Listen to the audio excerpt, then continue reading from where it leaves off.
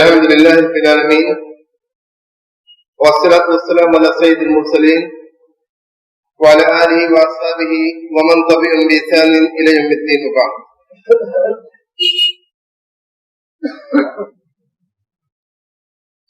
أعوذ بالله من الشيطان الرجيم. بسم الله الرحمن الرحيم.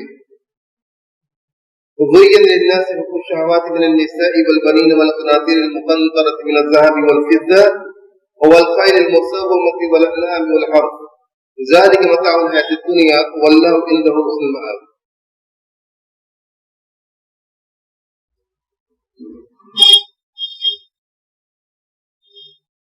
اللہ رب العالمین کی یہ مصلحت اور حکمت ہے کہ اس دنیا میں جو بھی لوگ پائے جاتے ہیں، اللہ کے جو بندے موجود ہیں یا کسی زمانے میں رہے ہیں، مال اور دنیا کے اعتبار سے وہ سب مساوی درجے کے نہیں ہوتے. کسی کو اللہ رب العالمین بہت زیادہ جان مال سے نوازتا ہے. کچھ لوگ وہ ہوتے ہیں جن کو اللہ رب العالمین ناپ تول کر دیتا ہے، اور کچھ ایسے لوگ ہوتے ہیں جن کی زندگی بہت مشکل گزرتی ہے، ان کے آگے حالات زندگی ان کے تنگ ہوا کرتے ہیں. یہ سب جو کچھ دنیا کے اندر ہوتا ہے ہم لوگوں کے ساتھ، یہ سب اللہ رب العالمین کی بنائی ہوئی حکمت اور مصلحت کے پیش نظر ہوتا ہے. اسی کے تابع اللہ رب العالمین جس کے لیے جو چاہتا ہے وہ کرتا ہے، اسی کا حکم دنیا کے اندر اور اس کے بندوں کے اندر چلتا ہے. اسلام نے مال کے تعلق سے مسلمانوں کو بہت ساری تعلیم دی، اور قرآن کریم نے یہ بات بالکل واضح کر دی ہے کہ مال کی محبت انسان کے دل میں یہ فطری طور سے موجود ہے. اللہ رب العالمین نے قرآن کریم میں فرمایا وَتُحِبُّونَ الْمَالَ حُبًّا جَمًّا، تم لوگوں کو مال کی بہت زیادہ محبت ہے. وَإِنَّهُ لِحُبِّ الْخَيْرِ لَشَدِيدٌ، انسان کی بابت اللہ نے فرمایا کہ اس کے اندر مال کی جو محبت ہوتی ہے، خیر کی محبت، وہ بہت شدید ہے. تو یہ باتیں قرآن کریم کی آیات بتاتی ہیں کہ انسانی فطرت کے اندر اللہ رب العالمین نے مال کی محبت رکھی ہے، اور یہ بہت زیادہ ہے، کوئی اس سے انکار نہیں کر سکتا. لیکن اللہ رب العالمین نے اس محبت کو یوں چھوڑ نہیں دیا ہے کہ انسان مال کا ہو کے رہ جائے. جس چیز سے انسان کی محبت ہوتی ہے بس اوقات ایسا ہوتا ہے کہ انسان کا دل اسی سے لگا ہوتا ہے اور وہ اسی کا ہو کے رہ جاتا ہے. اللہ رب العالمین کا ایک بہت بڑا کرم ہے کہ اس نے مال کی محبت انسان کو دی، لیکن مسلمانوں کو، مومنوں کو اللہ رب العالمین نے اپنے پر ایمان رکھنے والے بندوں کو یوں ہی چھوڑ نہیں دیا کہ یہ مال کی محبت انہیں برباد کر دے، اپنا غلام بنا کے رکھ لے، ان کی زندگی کو جیسے چاہے نچاتی رہے. ایسا نہیں ہے. اللہ رب العالمین کا ایک کرم ہے کہ اس نے مال کی محبت کو دی، اور ساتھ ہی ساتھ انسان کو ایمان کی دولت دی، اور قرآن کریم کو نازل کیا، اور نبی کریم صلی اللہ علیہ وسلم کو بھیج کے صحابہ کرام کی ایسی تربیت کی کہ ان لوگوں نے مال کے صحیح مقام کو سمجھا، اس کو جانا کہ اس مال کا ہماری زندگی کے اندر کیا کردار ہے اور کہاں تک اس کی لمیٹیشن اور کیا حدود ہے. اس کے جو ہی چھوڑ نہیں دیا. اسی لیے قرآن کریم کی آیات کے اندر بے شمار جگہ ملتا ہے کہ مال کی محبت تو ہے، لیکن اللہ رب العالمین نے اس کے حصول کو اور یہ کہ اپنے پاس جمع کرنے کو یوں چھوڑ نہیں دیا ہے. مال انسان حاصل کرے تو قرآن کریم نے اور نبی کریم صلی اللہ علیہ وسلم کی حدیثوں نے اس کے ضابطے بنا رکھے ہیں. حلال طریقے سے انسان حاصل کرے، اور یہ نہیں کہ مال انسان نے حاصل کر لیا تو وہ سب کا سب مال اس کا ہو گیا، بلکہ اس میں اللہ رب العالمین نے زکوٰۃ کی صورت میں انسان کے اوپر فرض کر دیا کہ کیسے تم کو زکوٰۃ کی شکل میں اپنے مال کو خرچ کرنا ہے. اور صرف یہ نہیں کہ زکوٰۃ نکالنی ہے، بلکہ معاشرے کی ضرورتوں پر خرچ کرنے کے لیے بہت ساری تعلیمات دی ہیں، ترغیب دی ہے، اور اس کو بتایا ہے کہ یہ فضیلت کا کام ہے. ایسا تم کرو گے تو صحیح معنوں میں اللہ رب العالمین کے بندے بن کے رہو گے، اور صحیح معنوں میں تم دین کو سمجھ پاؤ گے. اللہ رب العالمین کے ہاں تمہارے جو درجات بلند ہونے ہیں وہ اسی سے ہوں گے کہ تم نے مال کو اس کی صحیح جگہ دی. انسان کو اللہ رب العالمین نے مال دیا، یہ اس لیے دیا کہ مال ہمارے ہاتھ میں ہو. ایسا نہ ہو کہ مال ہمارے دل میں پہنچ جائے اور دل میں پہنچ کے ہماری زندگی پہ وہ راج کرتا رہے. اسلام نے ایسا نہیں چاہا ہے. اسلام نے چاہا ہے کہ انسان کے پاس مال ہو تاکہ وہ خرچ کر سکے، اور اس کی کوئی لمٹ اور کوئی حد نہیں طے کی ہے کہ کتنا مال ہو.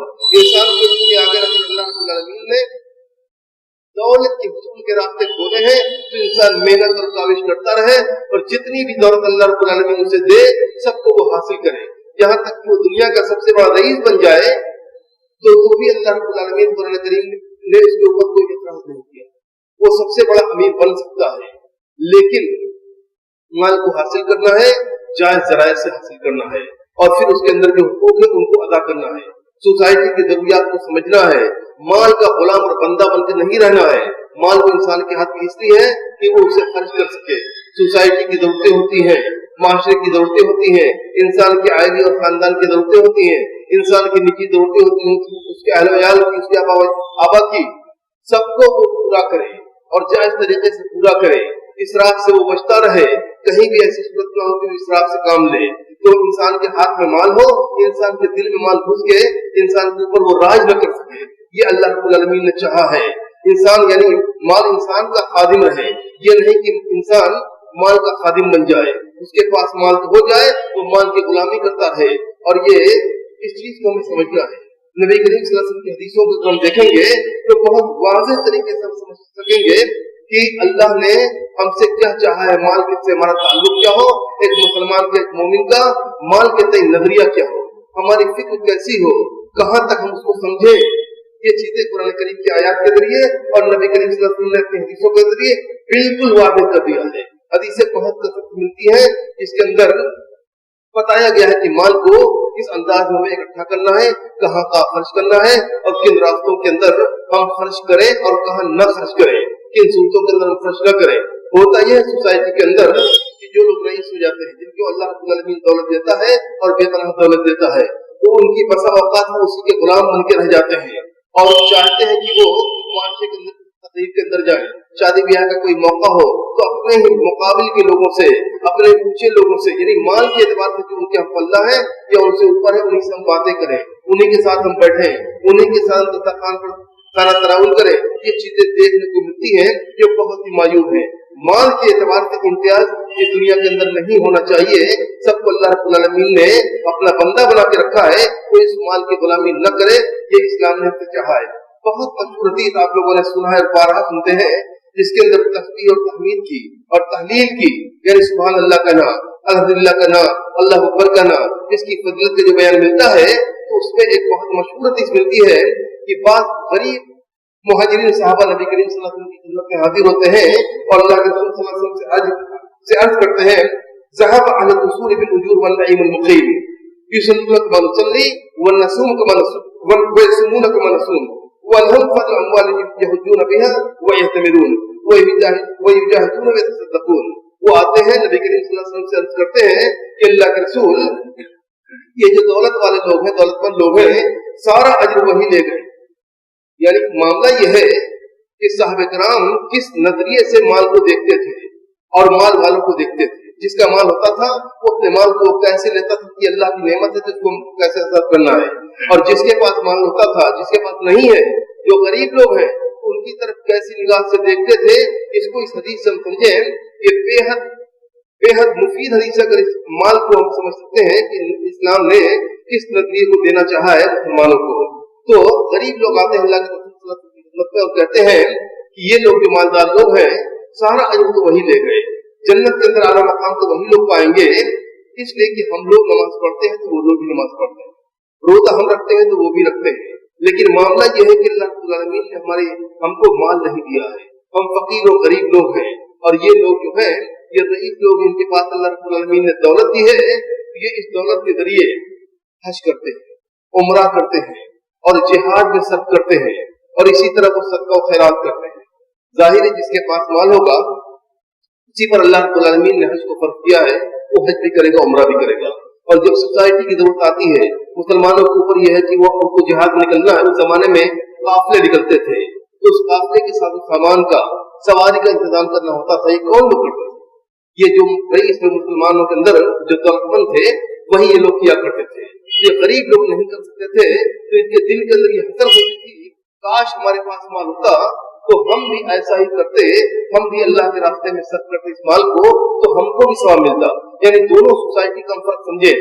नबी करीम सल्लल्लाहु अलैहि वसल्लम के जेर साया कुरान करीम के तालीम के अंदर जो सोसाइटी पनपी और बढ़ी थी, जिसने परवरिश पाया था, जिसने तरबियत पाई थी, उसके मिजाज और नजरिए को हम देखें, वहाँ अमीर लोग जो थे वो माल को अपना न समझकर वो सोसाइटी की जरूरत समझते थे, कमाते थे, कारोबार करते थे, उनकी खेती और काश थी, जिसके पास जो जरिया था उससे जो कुछ हासिल होता था वो गिन गिन के रखना और जमा करना नहीं जानते थे। वो जानते थे कि अल्लाह की नवाजिश है, ये इसलिए मिली है कि इससे सोसाइटी की जरूरतों को पूरा कर सके, मिलत इस्लामिया की जो जरूरतें उसको हम पूरा कर सके। तो जो गरीब और मिस्कीन थे उनको देते थे, और मुआशरे की जो जरूरतें होती थी, जिहाद में निकलना है वहां सर्व करते थे, और अपनी जो निजी जरूरत थी उस पर वो सर्व किया करते थे। और जो गरीब थे वो ये नहीं देखते थे कि रईस लोग के पास दौलत है, हमारे पास दौलत होती तो हमारे पास भी बंगले होते, गाड़ियां और सवारियां होती। वो इस नजरिए से नहीं देखते थे, बल्कि वो इस अंदाज से देखते थे कि नेकी के मामले में हमसे आगे निकल गए और बहुत आगे निकल जा रहे हैं, इसलिए जो कुछ हम करते हैं नेकी के काम वो सब वो करते ही है। इसके अलावा मजीद मामला यह है कि अल्लाह रब्बुल आलमीन उनको दौलत दी है, वो दौलत के जरिए बहुत आगे चले जा रहे हैं, यानी नेकी के मामले में वो बहुत सख्त करे चले जा रहे हैं। हम लोग इस मामले में पिछड़ रहे हैं। अब हमारे अंदर की जो सोसाइटी, जिस सोसाइटी को अल्लाह रब्बुल आलमीन हम लोग को दिया है, यहाँ हम देखें तो इस नजरिए से देखने वाले माल की जानिब या अहले माल की तरफ निगाह रखने वाले इस अंदाज के नहीं मिलते हैं या बहुत कम मिलते हैं। शायद बाइज की गिनती होगी, बहुत कम होंगी वो लोग। तो हम समझे कि दोनों सोसाइटी के अंदर कितना फर्क है। इस्लाम ने क्या चाहा है कि मुसलमानों की सोसाइटी कैसी हो, यह माल को किस अंदाज में, जिसका माल है वो माल को अल्लाह रब्बुल आलमीन की नेमत समझे, और जिसके पास माल है और जिसके पास माल नहीं है वो उन माल वालों की तरफ, मालदार लोगों की तरफ इस अंदाज में देखे। यहाँ तो मामला ये है कि जिनको अल्लाह रब्बुल आलमीन ने कम दिया है या नहीं दिया है, वो भी तकरीबात के अंदर आप देखेंगे और इसका मुशाहिदा करेंगे कि वो लोग भी चाहते हैं कि हम रईस लोगों के साथ रहें, उनके साथ उठे बैठे तो हमारी कदर बढ़ जाएगी। ये चीजें बड़ी मायूस होती किसी माशरे के लिए, और इसकी पसमानदगी और दवाल की ये नुक्ता और निशानी हुआ करती है कि ये उम्मत कभी तरक्की नहीं कर सकती है, इसलिए कि यहाँ को माल को सही तरीके से नहीं दिया गया है। यहाँ मालदारों को देखकर इंसान के दिलों के अंदर ये ख्वाहिशें जागती है कि हमारे पास भी माल होता तो हमारे पास भी ऐसे ही जहां होते, नौकर चाकर होते, इसी तरह की बिल्डिंग और जायदाद हमारे पास होती, उसी तरह की गाड़ी हमारे पास भी होती। ये देखने वाले और ये करने वाले कम मिलेंगे कि इनके पास माल है, इसके जरिए वो अल्लाह रब्बुल आलमीन के दर्जात हासिल कर रहे हैं, तो हमारे पास होगा तो हम भी करते हैं। तो सहाबा किराम का यही मामला था। तो हुआ ये कि अल्लाह के रसूल सल्लल्लाहु अलैहि वसल्लम ने उन लोगों को बताया कि देखो मैं एक चीज बता रहा हूँ, वो तुम लोग करोगे तो जो लोग तुमसे नेकी के मामले में सबकत ले गए हैं तुम लोग उनकी बराबरी कर जाओगे, और वो तस्दीक़ून भी मनफात, और जो लोग इस मामले में पीछे हैं तुम लोग उससे आगे निकल जाओगे। आपने कहा, तो सहाबा किराम ने कहा कि जरूर अल्लाह के रसूल जरूर हमको एक चीज बताइए। तो आपने कहा तो सब्बिहून व तहमदून व तुकब्बिरून खल्फ़ कुल्ली सलात सलासिन व सलासीन नंबर। आपने फरमाया कि देखो तस्बीह बयान करो, अल्हम्दुलिल्लाह करो और अल्लाह अकबर करो, हर नमाज के बाद 33 मरतबा ये कहोगे तो ये एक ऐसी चीज है, ये ऐसी फजीलत की का जिक्र है कि जिसके जरिए तुम लोग बहुत बड़ी नेकी और बड़ा मकाम अल्लाह रब्बुल आलमीन के पा जाओगे। फिर मामला ये हुआ कि इन लोगों ने इस जिक्र को अपना लिया, ये लोग पढ़ने लगे, और फिर कुछ दिन के बाद ये गरीब साहब कराम मुहाजिरीन के जो लोग आए थे वो दोबारा आते हैं अल्लाह के रसूल सल्लल्लाहु अलैहि वसल्लम में और कहते हैं कि मामला ये हुआ कि हम लोगों ने ये चीज की और इन लोगों ने भी सुन लिया, जो दौलत वाले लोग हैं इन लोगों ने भी इसका चर्चा सुना और वो लोग भी ये पढ़ने लगे। तो फिर मामला वही हो गया कि वो लोग भी इस जरिए से जो नेकी हासिल करने लगे, तो अब वो लोग फिर आगे निकल गए। तब अल्लाह ने फरमाया ज़ालिका फ़ज़्लुल्लाहि युतीहि मन यशा, ये तो अल्लाह रब्बुल आलमीन का फज़ल करम है, वो जिसे चाहे दे। तो इस हदीस को हम समझे कि अल्लाह रब्बुल आलमीन ने माल को अल्लाह का फज़ल कहा, ये उसका एहसान और करम है, और ये बहुत बड़ा एहसान और करम होता है कि अल्लाह रब्बुल आलमीन सोसाइटी को यूं ही छोड़ नहीं देता, बल्कि इसके अंदर रईस लोगों को पैदा करता है, ऐसे लोगों को बनाता है जिनके कारोबार तरक्की करते हैं, उनके कारोबार के जरिए बहुत सारे लोगों को कारोबार मिलता है, और सोसाइटी के अंदर जहाँ माल खर्च करने की जरूरतें होती हैं वहाँ लोग माल खर्च करना जानते हैं और खर्च करते हैं। और अगर ऐसा नहीं होता तो सोसाइटी के अंदर वो धीरे धीरे अपनी मौत खुद ही मर जाती है। वो तरक्की क्या करेगी? वो कौम, वो उम्मत जहाँ माल को जमा करके रखा जाए, गिन गिन के रखा जाए, बैलेंस को हमेशा शुमार किया जाए, लेकिन जब जरूरतें पड़े तो इंसान खर्च न कर सके। लेकिन जहाँ बातें बेलगाम होती हैं वहां भी नबी करीम सल्लल्लाहु अलैहि वसल्लम की हदीस के अंदर बहुत वाज़ेह अल्फाज में नबी करीम सल्लल्लाहु अलैहि वसल्लम ने फरमाया, लौ कान लिब्नि आदम बातिन मिन ज़हबिन अहब अन यकून लहु वादियन आखर। अल्लाह के रसूल सल्लल्लाहु अलैहि वसल्लम ने फरमाया कि बनी आदम का मामला ये है कि अगर अल्लाह रब्बुल आलमीन उन्हें सोने की एक वादी दे दे पूरी, तो वो चाहेंगे कि हमको दूसरी वादी मिल जाए।